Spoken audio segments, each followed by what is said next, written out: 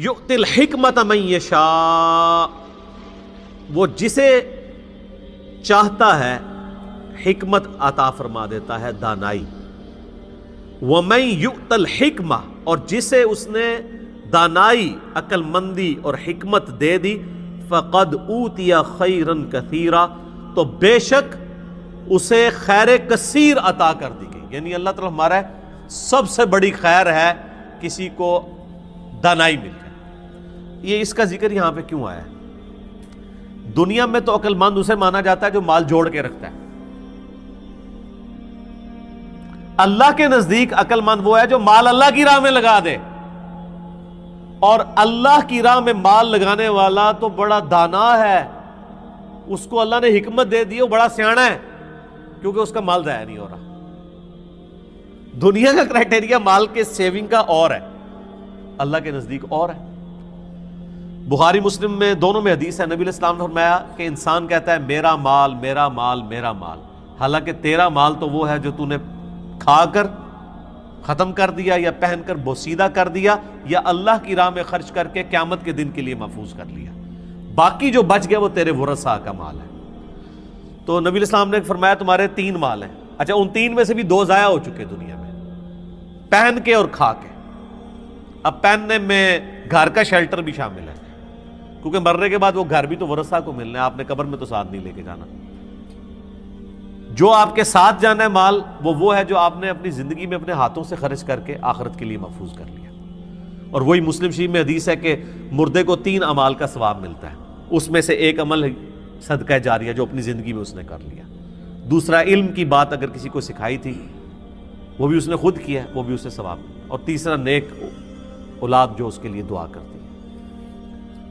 اور پھر بخاری مسلم کی وہ حدیث کہ انسان کے 3 دوست ہیں جو جن میں سے 2 قبر سے باہر رہ جاتے ہیں اور ایک ہی قبر میں ساتھ جاتا ہے، اس کے رشتہ دار اور مال باہر رہ جاتا ہے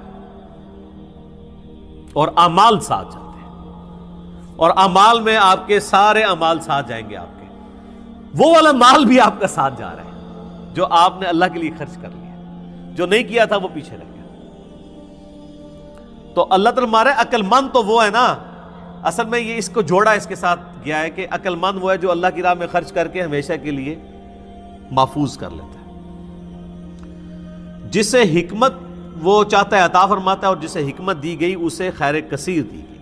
وما یذکر الا اولو الالباب، اور نصیحت تو نہیں قبول کرتے مگر عقل مند لوگ۔ تو یہاں اللہ تعالیٰ نے عقل مندوں کی نشانی بھی بتا دی ہے کہ جو اللہ کی دھمکی سے ڈر جائیں، اس کے پیغمبروں کی دعوت کو قبول کر لیں، وہ عقل مند لوگ ہیں۔ وما انفقتم من نفقۃ او نذرتم من نذر، اور جو کچھ بھی تم مال خرچ کرتے ہو اللہ کی راہ میں یا جو منت مانتے ہو، تو یقیناً فإن اللہ یعلمہ، یقیناً اللہ تعالیٰ اس کو جانتا ہے۔ وما للظالمین من انصار، اور ظالموں کا کوئی مددگار نہیں ہوگا۔ یعنی اللہ تعالیٰ کو پتہ ہے تم نے اخلاص کے ساتھ کیا یا نہیں کیا، ایون چھپا کے بھی کیا تو ٹینشن نہیں لینی کہ اللہ کو کیسے پتہ چلے گا، اللہ کو ہر چیز کا پتہ ہے۔ تو یہ عقل مندی کا تقاضا بھی یہی ہے، سمجھداری کا تقاضا بھی یہی ہے کہ انسان اپنے مال کو ہمیشہ کے لیے محفوظ کر لے اللہ کی راہ میں خرچ کر کے، لیکن اس میں ایگزیجریشن بھی نہیں ہونی چاہیے، یہ بھی ذرا ذہن میں رکھیے گا۔ بعض لوگ سب کچھ ہی لٹا کے چلے جاتے ہیں، تو نبی علیہ السلام نے اس سے بھی منع فرمایا ہے۔ بخاری مسلم دونوں میں حدیث ہے، سعد ابن ابی وقاص کہتے ہیں کہ فتح مکہ کے موقع پر میں اتنا بیمار ہوا کہ مجھے لگا کہ اب میں نہیں بچوں گا۔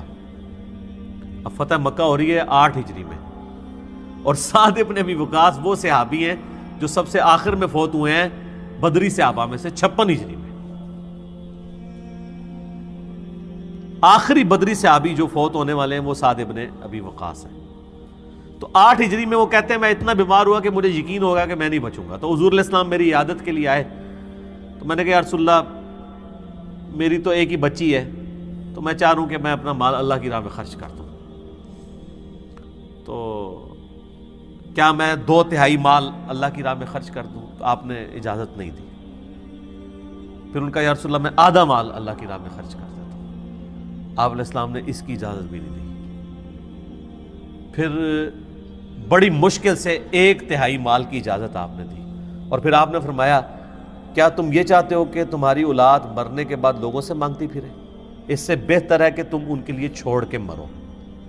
یہ ایک ڈیٹم لائن ہے حدیث میں کہ 1/3 سے زیادہ مال کوئی شخص اپنی جائیداد کا اپنی زندگی میں کسی کے لیے ہبہ وصیت نہیں کر سکتا۔ 1/3، 2/3 مال اسے چھوڑ کے مرنا ہوگا، اور یہ 1/3 بھی ایز اے لاسٹ ریزارٹ ہے۔ بعض لوگ یہ کرتے ہیں کہ وہ جناب آدھی سے زیادہ جائیداد ہی اللہ کی راہ میں دے دیتے ہیں، کہتے ہیں جی اللہ نے دیے اتنا ہوا ہے تو میں خرچ کر دوں، اپنے ہاتھوں خرچ کر جاؤں۔ یعنی ان کو یہ امید نہیں ہوتی کہ ہماری اولاد پیچھے سے یہ کرے گی، تو اولاد کی ایسی تربیت کرے نا کہ اولاد بھی اللہ کے کاموں میں لگائے اس کے۔ تو بہرحال چونکہ اسلام میں مال و دولت کا مالک اللہ ہے، لہٰذا اللہ نے آپ کو اجازت نہیں دی ہے کہ آپ اللہ کے مال کو 1/3 سے زیادہ مال آپ وصیت کر سکیں کسی، اور وصیت غیر وارث کے لیے ہوگی۔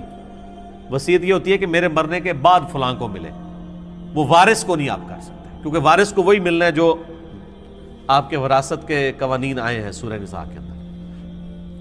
ہاں ہبہ آپ اپنی زندگی میں کر سکتے ہیں، وارث کو بھی کر سکتے ہیں، لیکن وہ اپنی زندگی میں اپنے ہاتھوں سے دینا ہوگا، لیکن اپنی زندگی میں وراثت آپ تقسیم نہیں کر سکتے، کیونکہ یہ تو پتہ ہی نہیں پہلے کس نے مرنا ہے۔ یہ تو سعد ابن ابی وقاص کو نہیں پتا انہوں نے مر جانا ہے کہ نہیں مرنا، تو آپ کو کیسے پتہ ہے؟ مرنے کے بعد وراثت تقسیم ہوتی ہے۔ اکثر لوگ کہتے ہیں جی میں اپنے ہتھے ہی دے جاواں، پچھو لڑتے رہن گے، لڑنا انہوں نے پھر بھی ہے پچھو، بے فکر ہو، ہتھی دے بھی جاؤ پھر بھی لڑن گے، کیونکہ ذرا سا اونچ نیچ ہوگی نہ تو انہوں نے کہنا ہے پیو نو پٹو پا لیا سی، اے نکے والے نے، اے وڈے والے نے، لڑنا انہوں نے ہے جے، یہ ذہن وچ رکھنا۔